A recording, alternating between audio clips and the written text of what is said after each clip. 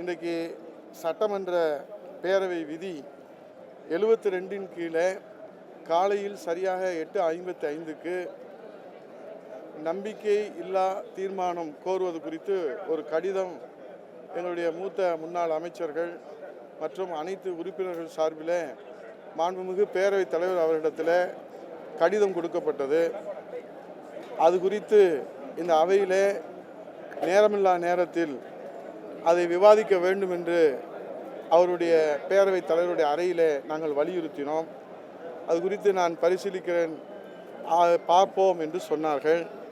ஆகவே சட்டப்பேரவையிலே கேள்வி நேரம் முடிகின்ற வரை நாங்கள் அனைவரும் அமைதியாக உட்கார்ந்திருந்து மாண்புமிகு பேரவைத் தலைவரிடத்தில் பல முறை மாண்புமிகு எதிர்க்கட்சி தலைவர் அவர்கள் நேரமில்லா நேரத்தில் சட்டம் ஒழுங்கு பிரச்சனை உள்ளிட்ட பல்வேறு பிரச்சனைகளை கேள்வி எழுப்புகிற போது பல்வேறு காரணங்களை சொல்லி அவர் தட்டி கழிப்பதிலே தான் அக்கறை செலுத்துகிறாரே தவிர பிரதான எதிர்க்கட்சி விவாதிப்பதற்கு அவர் வாய்ப்பு கொடுக்கப்படுவதில்லை. அதை அங்கே அவையில் நாங்கள் அனைவரும் எழுந்து நின்று பேரவைத் தலைவருடைய கவனத்தில் பேரவை விதி 72 கீழ் அமைச்சரவையிலே உள்ள அமைச்சர்கள் மீது நம்பிக்கையின்மை தெரிவிக்கும் அந்த தீர்மானத்தின் மீது விவாதிக்க வேண்டும் என்று கோரிக்கை வைத்தோம். குறிப்பாக மாண்புமிகு நகராட்சி நிர்வாகத்துறை அமைச்சர் திரு KN நேரு, அவரது மகன் மற்றும் சகோதரர் ஆகியோருக்கு சொந்தமான சென்னை, கோவை, திருச்சி ஆகிய மாவட்டங்களில் உள்ள இல்லங்கள், அலுவலகங்கள் ஆகியவற்றில் 7/4/2025 அன்று மத்திய அமலாக்கத்துறை சோதனை நடத்தியதுடன் சோதனைக்கு பிந்திய மேல் விசாரணையும் நடத்தி 11/4/2025 அன்று விளக்கமான செய்தி குறிப்பு வெளியிட்டுள்ளது. எனவே இவர் மேல் நம்பிக்கையின்மை தீர்மானம் கொண்டு வர கோரப்படுகிறது. அதே போல மாண்புமிகு வன மற்றும் காதித்துறை அமைச்சர் திரு பொன்முடி அமைச்சராக பதவியேற்கும் பொழுது அளித்த உறுதிமொழியை மீறி இந்து மதத்தை பெண்களுடன் இணைத்து சென்ற வாரம் ஒரு நிகழ்ச்சியிலே அவதூறாக பேசியதால் அமைச்சர் பதவியேற்கும் பொழுது அவர் ஏற்ற உறுதிமொழியை மீறி நடந்து கொண்டதால் அவர் மேல் நம்பிக்கையின்மை தீர்மானம் கொண்டு வருவதற்கு கடிதம் கொடுக்கப்பட்டது.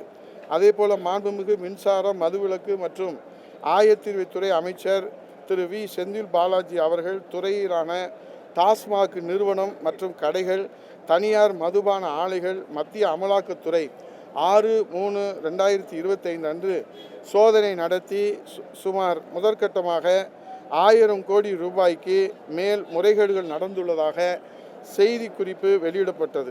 இது தொடர்பாக இவர் மேல் நம்பிக்கையின்மை தீர்மானம் கொண்டு வருவதற்கும் கடிதம் கொடுக்கப்பட்டது. மேலே குறிப்பிட்ட இந்த அமைச்சர்களுக்கு எதிராக பத்திரிகைகள் மற்றும் ஊடகங்களிலே செய்திகள் வந்துள்ளன. மத்திய அமலாக்கத்துறையும் செய்தி வெளியிட்டுள்ளது. எனவே இந்த அமைச்சர்கள் மீது நம்பிக்கையின்மை தீர்மானத்தை விவாதிக்க வேண்டும், அவையில் அனுமதிக்க வேண்டும் என்று நாங்கள் கடிதம் கொடுத்தோம். ஆனால் மாண்புமிகு பேரவைத் தலைவர்கள் வழக்கம் போல அனுமதி மறுத்தார்கள். நாங்கள் அனைவரும் எழுந்து நின்றோம். இன்றைக்கு உங்களுக்கெல்லாம் தெரியும், உலகத்திலேயே பெண்களை தெய்வமாக மதிக்கிற ஒரு இனம் இருக்கிறது என்று சொன்னால் அது தமிழ் இனம்தான். சிறு குழந்தையிலிருந்து வயதானவர்கள் யாராக இருந்தாலும் அவர்களை அம்மா என்று, தாய் என்று அழைக்கக்கூடிய பாரம்பரியம், பண்பாடு, நாகரிகம் உள்ள இனம் நம்முடைய தமிழ் இனம்.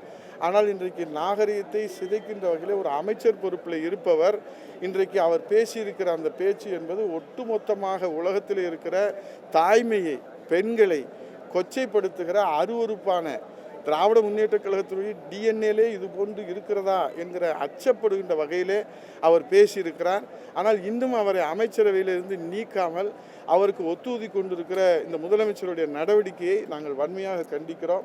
அதே போல் இன்றைக்கு அமலாக்கத்துறை செய்தி குறிப்பு அதிகாரப்பூர்வமாக வெளியிட்டிருக்கிறாங்க. நீங்கள் ஊடகங்களிலும் அதை வெளியிட்டிருக்கிறீர்கள். அதன் அடிப்படையிலே தான் நாடு முழுவதும் பேசி விவாதிக்கக்கூடிய ஒரு பொருள் குறித்து அவையிலே பேசாமல் பிரதான எதிர்க்கட்சி அனைத்து இந்திய அண்ணா திராவிட முன்னேற்ற கழகம், மாண்புமிகு எதிர்க்கட்சி தலைவர், வருங்கால முதலமைச்சர் புரட்சி தமிழர் ஐயா எடப்பாடி அவருடைய வழிகாட்டுதலோடு இன்றைக்கு காலை 8:55க்கு நாங்கள் அனைவருமே நேரில் சென்று கையொப்பமிட்டு அனைவருமே இதில் கையொப்பமிட்டு கொடுத்துருக்குறோம். இப்போ இதை தவிர இப்போ யார் அங்கே சொல்லணும்? ஒரு மன்றத்தில் விவாதிக்கிற பொருள் இது ஒன்றும் தேச விரோதமான விவாதம் இல்லையே. அப்போ பேரவைத் தலைவர் பேசுவதற்கே அனுமதி மறுக்கிறார். நாங்கள் கேள்வி நேரம் முடிகிற வரை பொறுமையாக இருந்தோம். சரி, 110 விதி என்று சொல்லுகிறார். மரபுப்படி நேரமில்லா நேரம் முடிந்ததற்கு பிறகு 110 விதி பற்றி அங்கே பலமுறை அறிக்கை சமர்ப்பிக்கப்பட்டிருக்கிறது. சட்டமன்றத்தில் அதுக்குரிய மரபு இருக்கிறது. சரி, நாங்கள் 110 விதி என்று நாங்கள் அமைதியாக உட்கார்ந்திருந்தால் முடிந்ததற்கு பிறகு அவர் உடனே கடந்து சென்று விடுகிறார், இன்றைக்கு நேரமில்லை என்று எங்களை தொடர்ந்து புறக்கணிப்பதிலே தான் அவர் அக்கறை செலுத்துகிறாரே தவிர எங்களுடைய பிரதான எதிர்க்கட்சியினுடைய கோரிக்கையை, விவாதங்களை மக்களிடத்தில் கொண்டு போய் சேர்க்காமல் அவர் ஜனநாயக படுகொலை செய்வதுதான் தொடர்ந்து அவர் கடைபிடிக்கிறார். அதை கண்டித்து தான் நாங்கள் தற்போது வெளிநடப்பு செய்திருக்கிறோம். சார், இப்போ 110க்கு அப்புறம் அதை உங்களுக்கு பேசுறது வாய்ப்பு தரேன்னு சொல்லியிருக்காரு.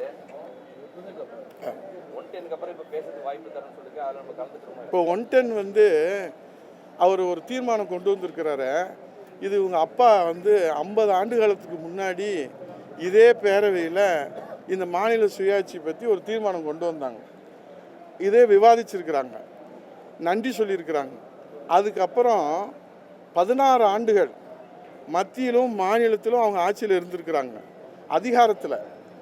அப்பொழுதெல்லாம் அவங்களுக்கு ஏற்படாத ஞான உதயம் இப்போ இந்த மாநில சுயாட்சி பற்றி அவர்களுக்கு ஏன் ஞான உதயம் ஏற்பட்டிருக்கிறது? குறிப்பாக கல்வி பட்டியலை பற்றி சொல்லியிருக்கிறார். அது கன்கரண்ட் லிஸ்ட்டில் நிற்கணுமா, ஸ்டேட் லிஸ்ட்டில் நிற்கணுமா, யூனியன் லிஸ்ட்டில் நிற்கணுமாலாம் விவாதிச்சிருக்கிறாங்க. அது மாநில பட்டியலிலிருந்து அது யூனியன் லிஸ்ட்டுக்கு கொண்டு போனதே காங்கிரஸ் மௌனசாமியார் இவங்க தான் இருந்தாங்க.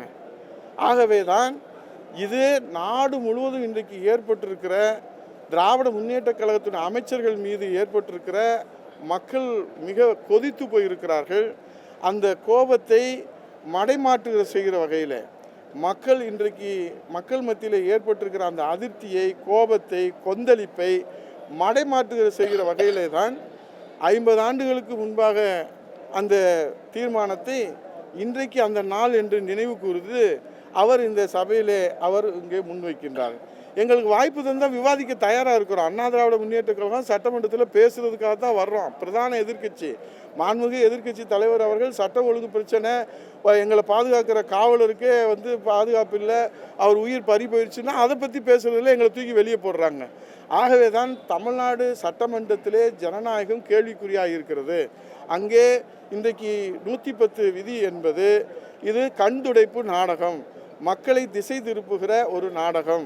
இந்த மாநில சுயாட்சி பற்றி உண்மையிலே திமுகவுக்கு அக்கறை இருக்குமானால் மத்தியிலும் அவர்கள் அமைச்சரவையில் இருந்தார்கள், மாநிலத்திலும் அவர்கள் ஆட்சி பொறுப்பில் இருந்தபோது மக்கள் மீது உண்மையான அக்கறை இருந்திருந்தால் இந்த மாநில சுயாட்சியை பற்றி அப்போது பேசியிருந்தால் இவர்கள் கொடுக்கிற இந்த தீர்மானத்தை, இந்த அறிவிப்பை மக்கள் ஏற்றுக்கொள்வார்கள்.